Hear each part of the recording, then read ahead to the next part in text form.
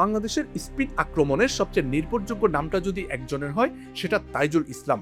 বাঁহাতি এই স্পিনারের হাত ধরেই দেশের ক্রিকেট বারবার দেখেছে ইতিহাসের নতুন পাতা। তাকে ঘিরে আরও একবার বড় স্বপ্ন দেখছে বাংলাদেশ। অস্ট্রেলিয়ার পেস স্বর্গে দাঁড়িয়ে স্পিন ভেলকি দেখাতে পারবেন কি তাইজুল? সংখ্যাগুলো বলে দেয় তার উচ্চতা কতটা। 7 টেস্টে 270 উইকেট নিয়ে বাংলাদেশের সর্বোচ্চ উইকেট শিকারী এখন তাইজুল। ছাড়িয়ে গেছেন সাকিব আল হাসানকেও। গত নভেম্বরে আয়ারল্যান্ডের বিপক্ষে মিরপুরে যখন 250 উইকেটের মাইলফলক ছুঁলেন, তখন ইতিহাস লেখা হয়ে গিয়েছিল। 25 বছরের টেস্ট ইতিহাসে এই কীর্তি আর কোনো বাংলাদেশি বোলারের ছিল না। এরপর জিম্বাবুয়ে সফরে হারারেতে 138 রানে 7 উইকেট নিয়ে ছাড়িয়ে যান বিদেশের মাটিতে সাকিবের সেই পুরনো রেকর্ডও। একই সঙ্গে ক্যারিয়ারের 19তম 5 উইকেট শিকারে বসেন বাংলাদেশের ইতিহাসের সবচেয়ে ফাইপারের তালিকার শীর্ষে। বাঁহাতি স্পিনারদের বিশ্ব তালিকাতেও এখন তিনি 5ম স্থানে। পেছনে ফেলেছেন ভারতের কিংবদন্তি বিশেন সিং বেদিকেও।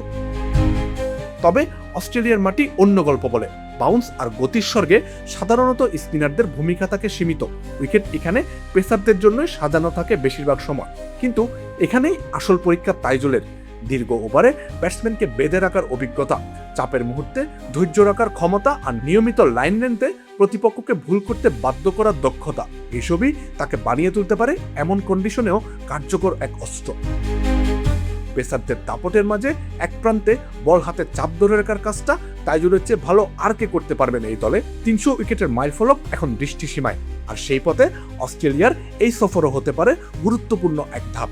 ইতিহাস করার এই সফরে বাংলাদেশের বোলিং আক্রমণে তাইজুলের অভিজ্ঞতাই কি তবে হয়ে উঠবে সবচেয়ে বড় নির্ভরতার জায়গা? আমজাদ হোসেন আবির, খেলা 71।